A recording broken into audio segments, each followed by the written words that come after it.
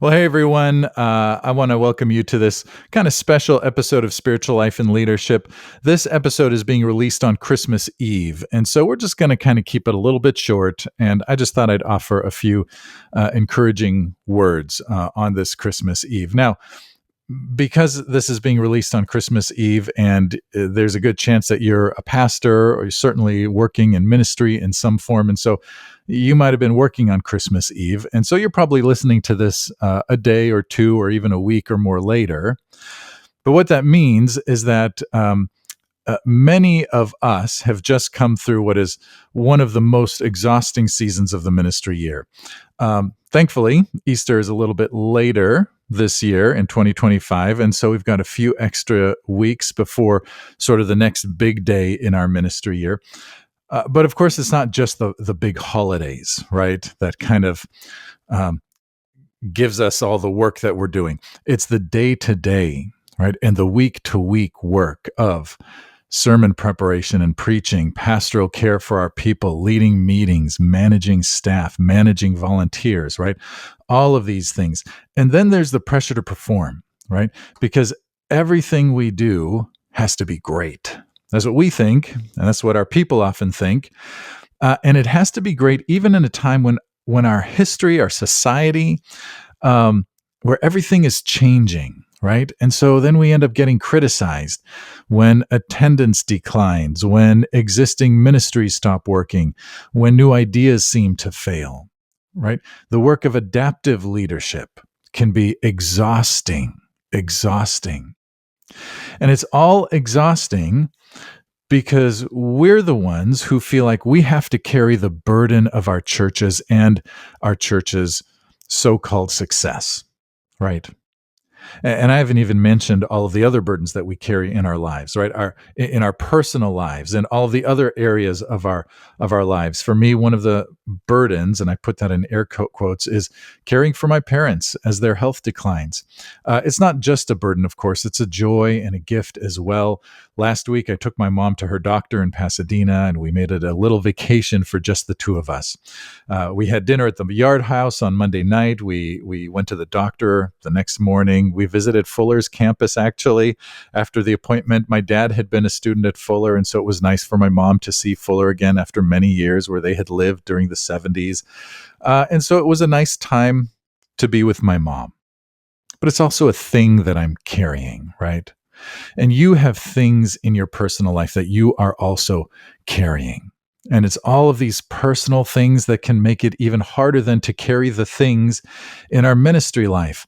Life is exhausting. Life is tiring. That doesn't mean we don't want to love and care for the people that God has entrusted to us, but it can be really exhausting. I heard a story of an older couple who were lying in bed one night, and the husband was falling asleep, and, they're older, and so they're tired, but the wife was feeling kind of romantic, and she wanted to talk. She said to him, you used to hold my hand when we were courting. And so he, kind of reached across, held her hand for a second, and then tried to get back to sleep. He was tired. A few moments later, she said, then you used to kiss me. Mildly irritated, he reached across, gave her a little peck on the cheek, and then he settled back down to sleep. Then about 30 seconds later, she said, then you used to bite my neck. Well, angrily, he threw back the bed covers, got out of bed, and she said, where are you going? And he replied, to get my teeth. Right? He was tired. He still wanted to love her. There you go. There's a joke that you can use in a sermon sometime too, right? We are tired. We're exhausted from all the work of ministry leadership, from all the work of adaptive leadership, from all the other things that are going on in our lives. And that's where the invitation of Christmas comes in. Because the invitation of Christmas is an invitation to those who are exhausted and weary and carrying burdens. And we see this invitation throughout the Christmas story. The angels invited the weary and exhausted shepherds. They were exhausted from their work, exhausted from having to stay awake all night, exhausted from having to care for sheep and drive off predators, right? The magi were invited by the star that they saw. And they were exhausted. They were exhausted from traveling, exhausted from searching, exhausted from having to deal with King Herod.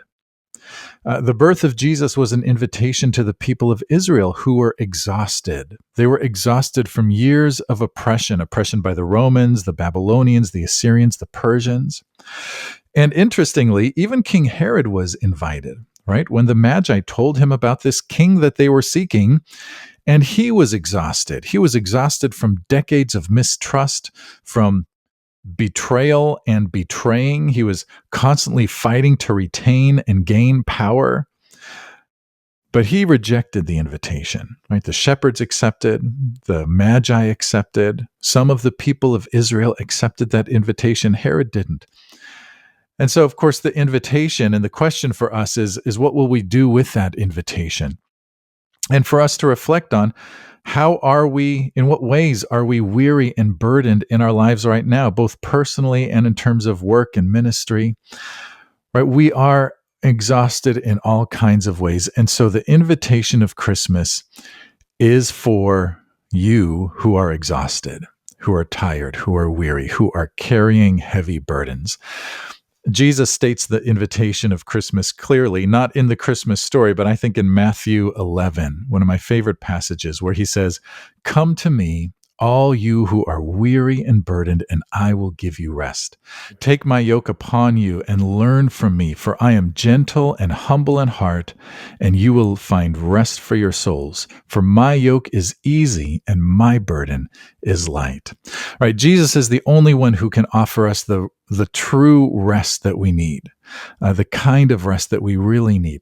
Doesn't mean that all of our burdens disappear. Doesn't mean that everything gets easy, but Jesus comes alongside us and says, "Here, let me help you with that. Let me help you carry the burdens in your personal life, in your work and ministry life, in whatever aspect of your life, where you are carrying those burdens, where you're exhausted. Let me help you with that." And so now that we have come through Christmas, by the time you're listening to this, I'm actually still a few days before Christmas. Right now, we can take a moment to slow down and breathe deep. But the challenges and burdens of ministry are going to continue. We can breathe for a moment, but it will stay challenging. Right? There are burdens that we will have to carry, but Jesus says, "Let me help you carry those burdens." Right? And that's my prayer for you, that you will let Jesus help carry those burdens. Yes, ministry leadership is hard. Yes, adaptive leadership can be exhausting. Yes, life is hard. My prayer for you is that you would relax your shoulders, right? Take a deep breath and just let Jesus help you carry those burdens. It's not all on you. It's not all on you. Well, Merry Christmas. I hope you have a great New Year, and I'll see you next time here on Spiritual Life and Leadership.